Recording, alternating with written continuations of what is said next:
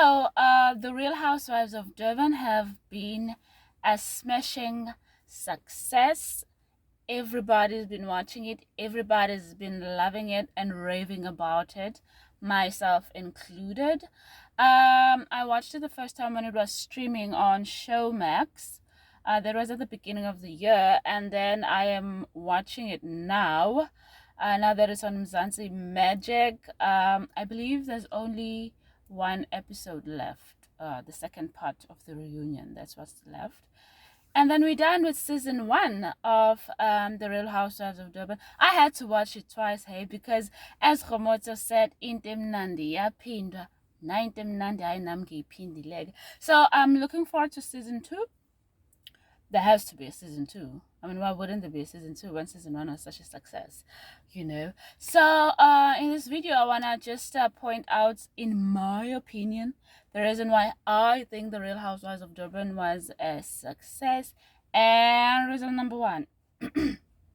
Well, to start off with, The Real Housewives franchise is a successful franchise. Like, we would have to be, because I'm a Durbanite myself. We would have to be sucky for us to flop a successful franchise, you know. So for that, they have a winning formula. And speaking of winning formula, the main ingredient of this winning formula is the rich woman. Honestly, I think the show should be called The Rich Housewives of Wherever instead of The Real Housewives of Wherever, because I'm sure, I mean, all of us in our own day-to-day lives, we know housewives, and a lot of them don't live the way these women live. So yeah, back to my point, wealth is the name of the show, and these are wealthy women in their own different ways.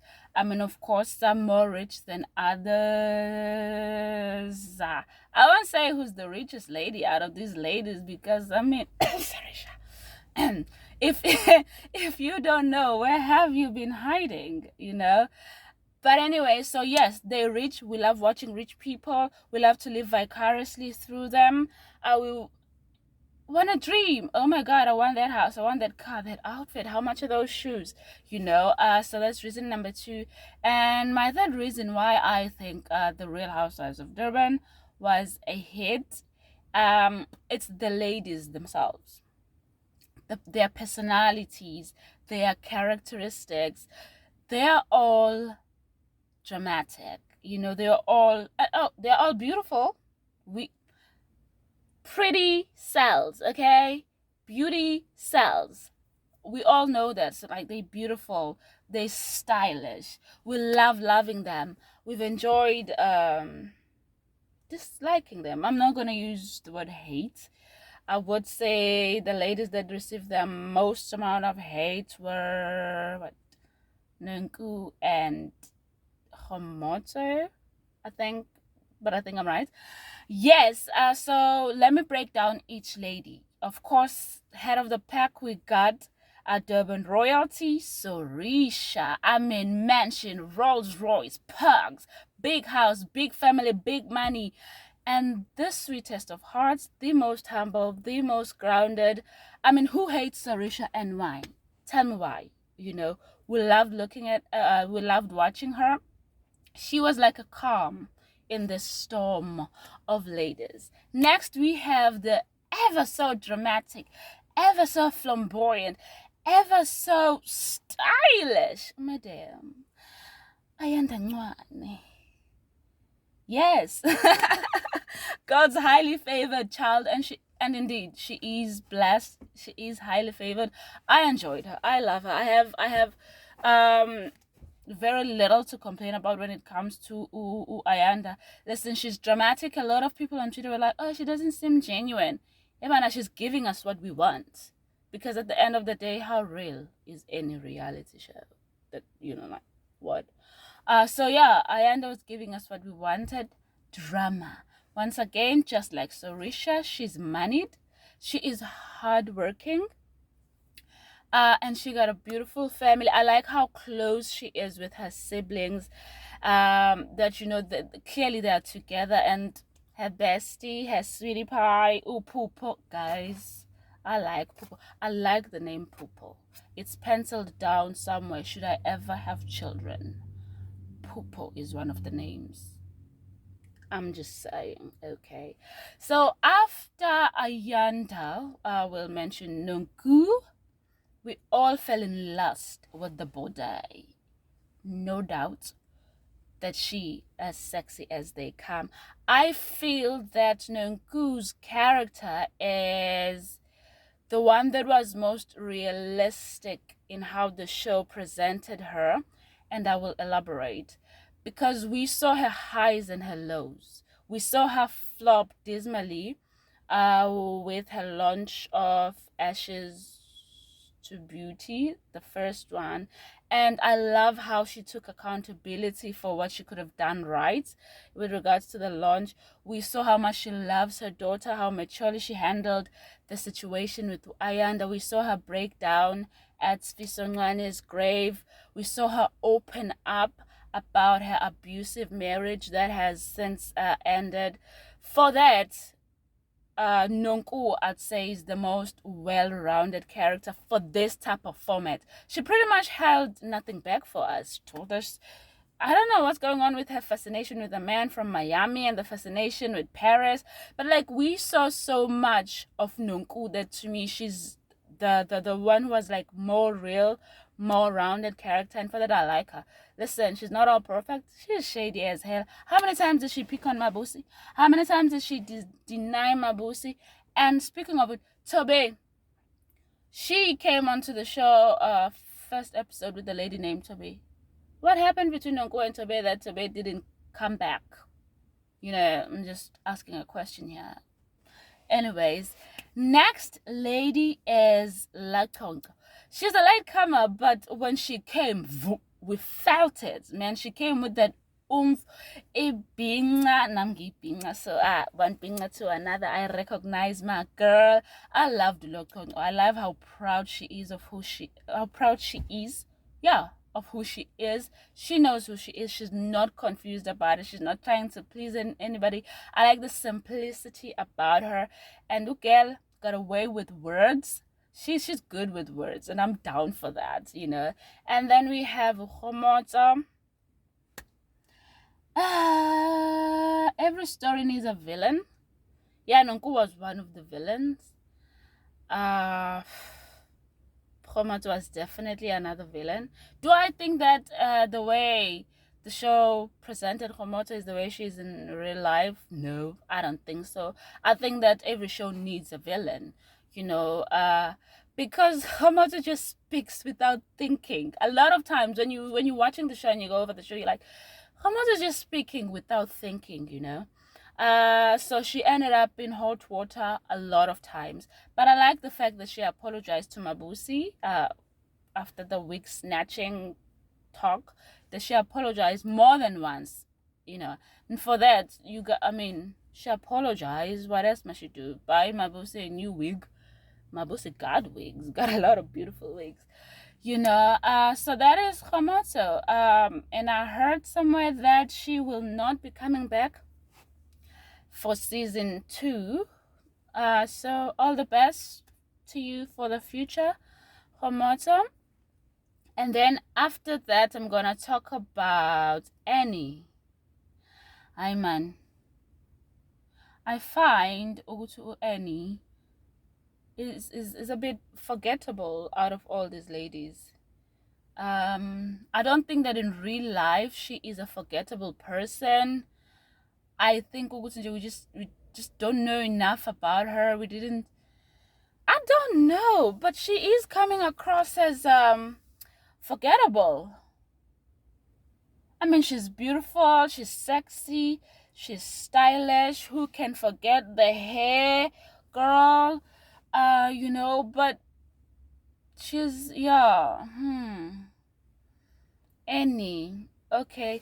And of course, just like every one of these ladies, she got her own hustle going. It's not just about the rich man. No, she got her own hustle going. All the best for her. And anesthetics, we found out after the show had aired, actually just finished airing on Showmax, or streaming on Showmax, that she got married.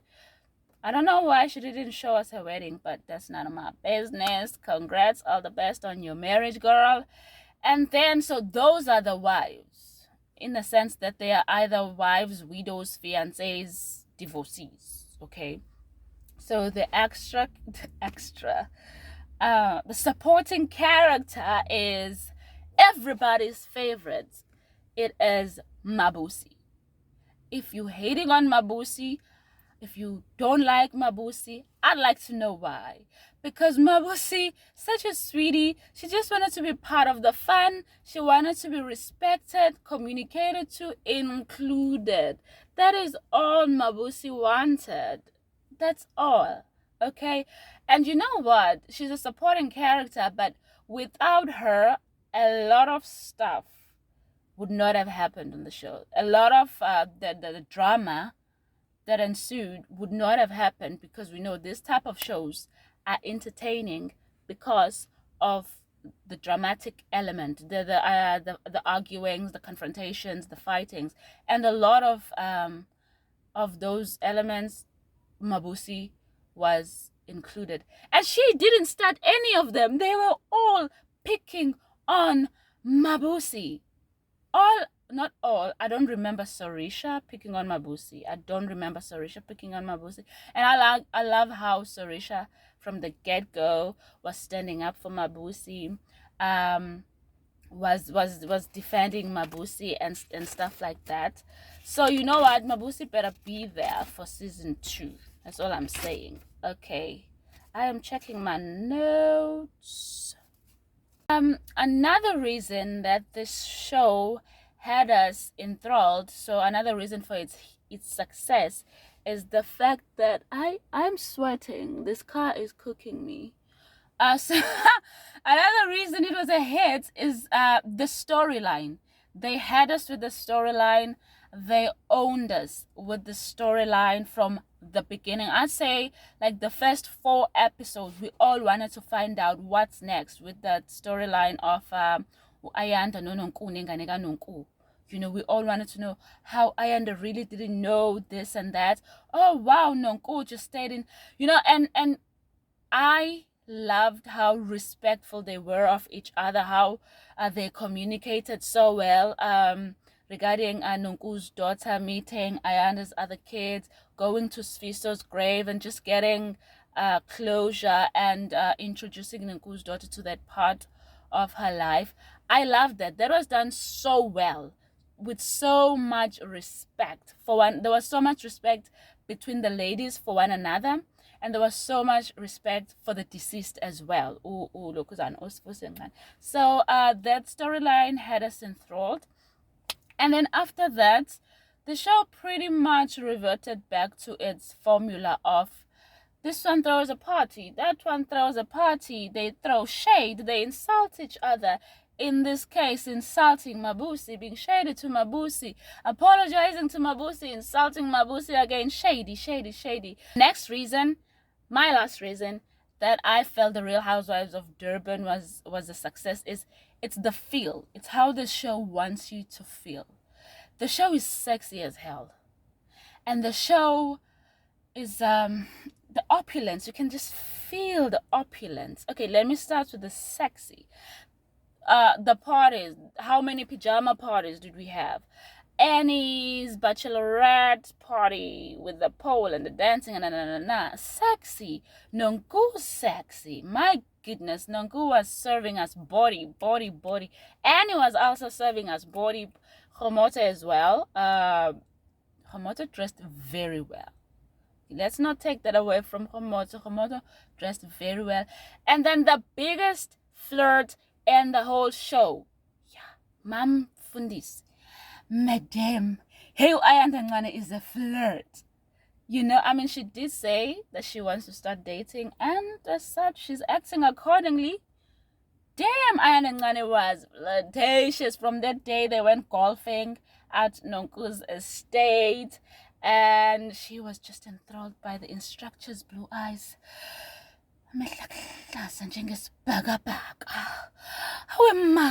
And then once again in Cape Town, she certainly enjoyed the bike rides, motorbikes. She enjoyed the zip lining. She had the instructor to make sure she don't fall and hold her shoes. Girl, yes. And the opulence element of it, must I explain it? Their houses, their parties, their cars, everything screamed wealthy. Nothing screamed pretending to be wealthy. Those ladies are really rich. And as I mentioned before, we like that element of it. It allows us to just live vicariously through these people. So those are my reasons why I think that the Real Housewives of Durban was a smash hit. I am most certainly looking forward to season 2. I will be binging on it as well. That's it.